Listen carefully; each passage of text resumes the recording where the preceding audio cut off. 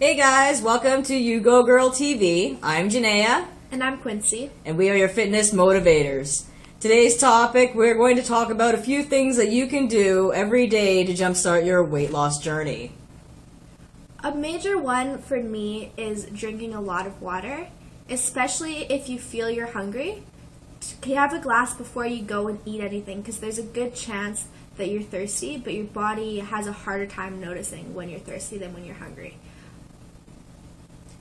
On top of that, just after you take that drink of glass of water, just wait the 20 minutes. On average, it does only take half an hour for the message to get to your brain that you are full. If you're hungry thereafter, then by all means have a light snack, something on a low calorie end, some vegetables or fresh fruit, just to tide you over until your main meal for the day.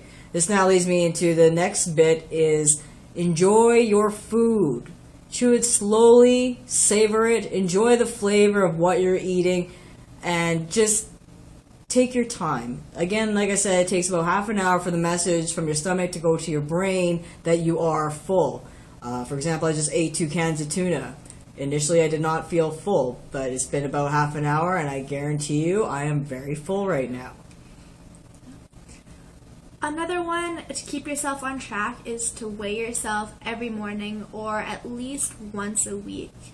This will keep you moving in the right direction, because it's sometimes easy to not notice when you gain like a pound or two because your clothes are still fitting fine, and it just gets you off track when you're not focused on those things. And if you do have a scale, you can do it every day, then by all means do it every day, because you're likely every day that you do so, you're going to keep yourself in check. You're going to have more intent behind what you're eating, what you're doing on a daily basis, and the motivation is just going to be there. As soon as you see a change from a pound to 2 pounds, it's going to motivate you to keep on going and keep progressing. So by all means, weigh yourself every day, every other day, or at least once a week, just so you can keep track of your own progress. Just be aware that there are certain times of month that will affect your weight, so don't let that go to your head too much if all of a sudden you've gone up a pound, because there's a good chance that time's just around the corner. Shout out to all those females that know exactly what we're talking about. Guys, just deal with us. just put up with us, because I mean, like you said before, don't let that weight fluctuation kill you. It's natural, it's hormonal, we are women, it's going to happen. Just keep progressing and keep keeping track of what you're doing on a regular basis. Which leads to number 3 here, I guess, or number 4 or 5. I don't even know what number we're on right now. But stop eating 2 to 3 hours before your expected bedtime where practical. So if you're working graveyard shifts, you might have to adjust differently, but generally I stop eating before about 6, 7 o'clock at the very latest, and because I usually will go to bed about 9, 10 o'clock at night. That way, you've given your body more than sufficient time to eat in all the calories that you need to. It's not necessary for you to snack more, which brings us back to the first thing. If you are feeling hungry, drink some water. Also gives your body a chance to digest the food instead of just sleeping and it sitting in your stomach and you gaining those, or like absorbing and keeping those calories on you. Another big one is to avoid calorie-filled drinks such as pop, alcohol, or even juice. Your Starbucks drink in the morning can have up to 800 calories. Try and stick to water, or for variety, some tea or coffee with a little bit of milk and the least amount of sugar possible. You can also add lime or lemon to your water to make it more interesting.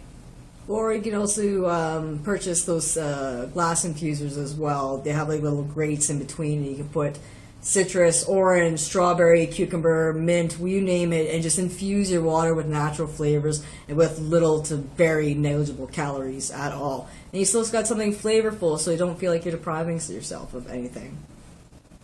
That brings us to the next bit, is basically preparing your meals.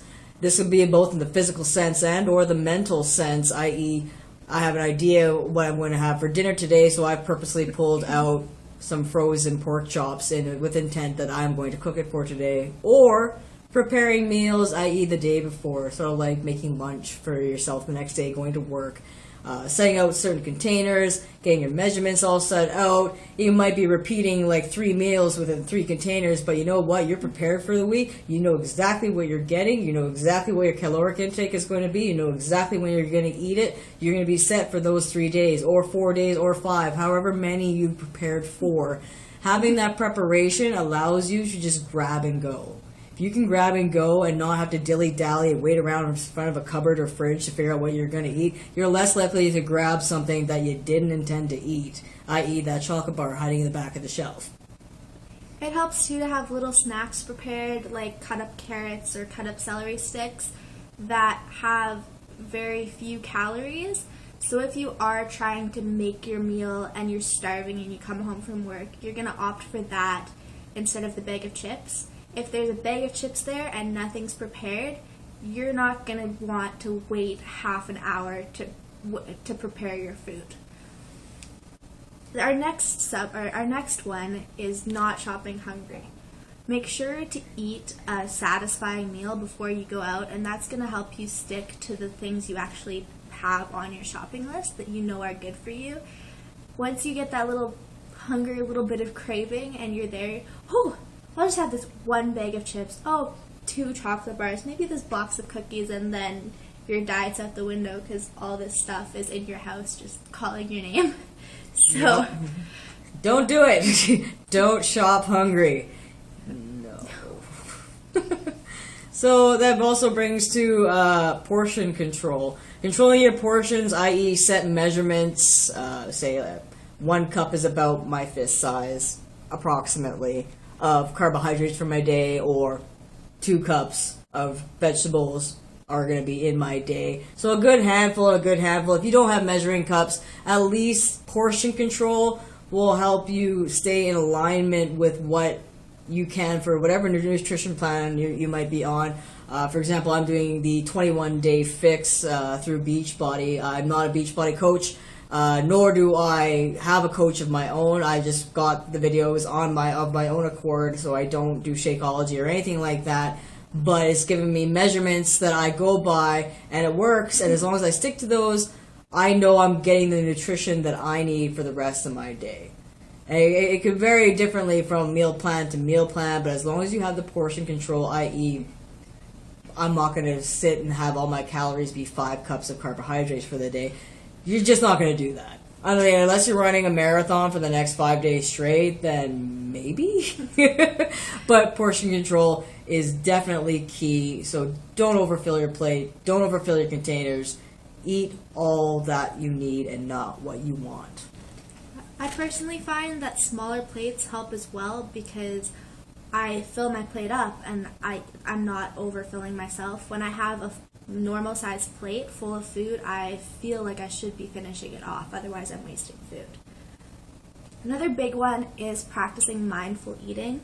Calories really do add up when you have a sample here and a bite off your boyfriend's plate and finish up your kids' chicken fingers. Like, it does add up to a lot of food. So you need to make sure that if you're putting something in your mouth, you were planning to put that in your mouth and you're accounting for the calories. So just have the intent behind what you're eating. Yeah, and no mindless eating. And there's nothing wrong having a bite or like tasting this brownie or something like that, but just know that, like, just account for it and make sure you're doing it because it's enjoyable and it's adding to your day, not because you're just munching because you are bored or you're emotionally distraught and you feel like 5 brownies feels great right about now. I bet it's going to make you feel good, but only for a few seconds because you're going to regret it thereafter. So just be mindful of what you're putting in your mouth. Anyways, on to the next one. This will probably be the last one before we wrap up here. Basically, vitamin C or adding lemon juice or lime juice to anything and everything. Well, not necessarily everything. You wouldn't add it to your cup of coffee in the morning, but in your water, adding lemon or lime juice, in your meats, your proteins, your vegetables, even in certain fruits. I'm Trinidadian, so we'll take sour foods and we'll add a bit of salt, a little bit of lemon juice, some garlic, some hot sauce, and we make a snack out of it. And I mean, if that sounds great to you, by all means, I can do up a recipe for you. Really quite easy. Comment below, and I will go ahead and I'll do one up for you, because mango chow, or any chow, is really, really good. Especially if you're getting tired of a fruit that you may have sitting around the house and that's all you have. So if I've just got a straight bag of apples and I want to get through it fast, make a chow. And that goes for any vitamins. If you're lacking in anything, your body's going to be having those cravings. For example, you're craving chocolate, could be a magnesium deficiency. You have to be aware of these things, because your body has to have all of these different vitamins for it to work. I've been on the 21-day fix as well, and I find that helps me cover everything, and I don't really get those cravings. But it is different for everyone. That's all of our tips for today. So stay tuned next time, and next week, same time on Monday, 7 a.m. Well, I know I did upload the last video about probably 15 minutes afterwards, but I'm blaming the internet for that. Stay tuned for the next episode, and for that topic, we have yet to discuss that, so it's going to be a surprise for everybody. Like, share, and subscribe below, and we look forward to seeing you guys next week. Stay tuned. Also, we're going to be posting up Quincy's recipe for Greek lentil soup, so stay tuned for that as well this week. Thanks so much for stopping by. Yeah, keep motivated, everyone. Stay fit, guys. Thanks.